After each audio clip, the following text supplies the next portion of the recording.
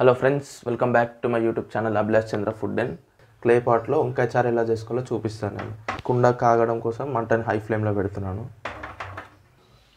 So friends, కుండ అయితే బాగా కాగిపోయింది. ఇప్పుడు ఇందులోకి 2.5 పావులు ఆయిల్ వేస్తున్నాను. నేను లో టు మీడియం ఫ్లేమ్లో పెట్టుకున్నాను. ఇప్పుడు నేను చేసే వంకాయ పులుసు అనేది మా అమ్మమ్మ స్టైల్ అండి. మా అమ్మమ్మ చేసేది ఇది చాలా టేస్ట్ వచ్చేది.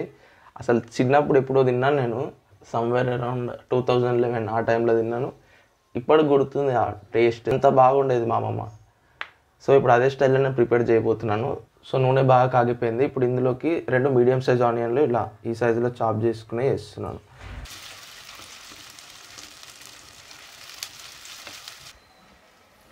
సో ఆనియన్స్ లైట్ పింక్ కలర్లోకి రాగానే ఇందులో 1/2 టీ స్పూన్ అల్లం వేస్తున్నాను. సో ఈ అల్లం అనేది పచ్చివాసన పోయే వరకు కలుపుదాం. ఇట్లా 1/2 టీ స్పూన్ పసుపు వేస్తున్నాను. సో మెత్తగా పడిపోయినాయి ఆనియన్స్. 300 గ్రామ్స్ బ్రింజాల్ని ఈ సైజులో కట్ చేసుకొని సాల్ట్ వాటర్లో వేసుకున్నది అనమాట. ఈ సాల్ట్ వాటర్లో ఎందుకు వేస్తారంటే చేదెక్కిపోతాయి వంకాయలు అనేటివి. సో అలా చేదెక్కకుండా సాల్ట్ వాటర్లో వేస్తామన్నమాట.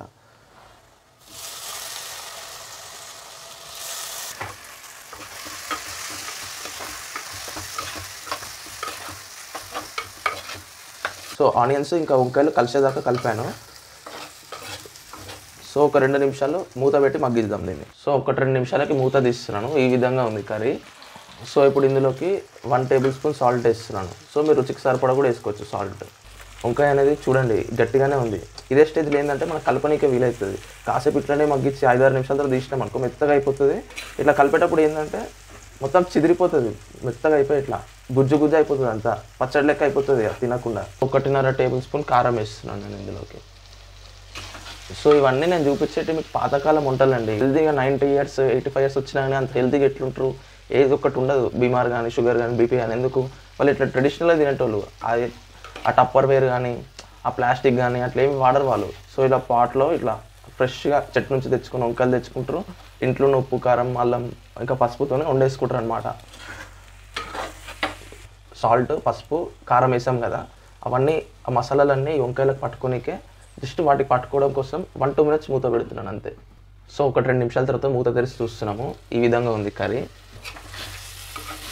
సో వంకాయ మగ్గిపోయిందండి, దగ్గరికి అయిపోయింది. సో ఫ్లేవర్స్ తెలుస్తున్నాయి కర్రీ ప్రిపేర్ అయిపోతున్నట్టు. సో ఇప్పుడు ఇందులోకి ఒక చిన్న నిమ్మకాయ సైజ్ అంత చింతపండు నానబెట్టుకొని తీసుకున్న గుజ్జు ఇది. సో ఇది ఇందులో వేస్తున్నాను. సో ఈ కర్రీ అనేది ఇట్లా ఉడుకుతున్న టైంలో ఇందులోకి చిన్న కట్ట కొత్తిమీర వేసుకొని మంట మీడియం ఫ్లేమ్లోనే ఉంటుంది, మూత పెట్టుకొని ఒక 4-5 నిమిషాలు వదిలేయాలి దీన్ని ఇలాగే 4-5 మినిట్స్. సో 4-5 నిమిషాల తర్వాత మూత తీసి చూసుకుంటే ఈ విధంగా ఉంది కర్రీ. సో బాగా కలిపోద్ది ఇక ఈ స్టేజ్లో. సో వంకాయ అనేది ఉడికిపోయింది మొత్తం మనకి. సో ఇది కొంచెం పులుసు లెక్క ఉండడం కోసం 1/2 గ్లాస్ వాటర్ వేస్తున్నాను నేను, జస్ట్ 1/2 గ్లాస్. ఇప్పుడు మూత పెట్టని అవసరం లేదు మళ్ళీ. సో మంటని ఒక హై ఫ్లేమ్లో పెట్టుకుంటే సరిపోద్ది. ఒక 2 మినిట్స్ 1 మినిట్ అంతే. సో 1 మినిట్ పెట్టాను, వాటర్ అనేది తీసేసుకుంది కుండ. సో అయిపోయిందండి, బంద్ చేస్తున్నాను. మీరు నా ఛానల్ని సబ్స్క్రైబ్ చేసుకోవడం కంటే ముందు ఫస్ట్ మీ నాన్నమ్మ ఇంటికి కానీ మీ అమ్మమ్మ ఇంటికి కానీ వెళ్ళి కుండ తెచ్చుకోండి. ఈ కుండ తెచ్చుకొని ఈ రెసిపీ నేను చెప్పినట్టు చేయండి. మీకు ఎలా కుదిరింది అనేది మీకే తెలిసిపోతుంది. అప్పుడే మీరు ఎంబడి వచ్చి నా ఛానల్కి ఒక లైక్ వేస్తారు, సబ్స్క్రైబ్ చేసుకుంటారు, కామెంట్ చేస్తారు. అంత బాగుంటుంది ఇది టేస్ట్. సో అలాగే ఇంకోటి ఏంటంటే ఇది ఎంబడి తినకుండా ఒక 5-10 నిమిషాలు పక్కన పెట్టేసి తీసుకొని తింటే బాగుంటుంది ఇంకా.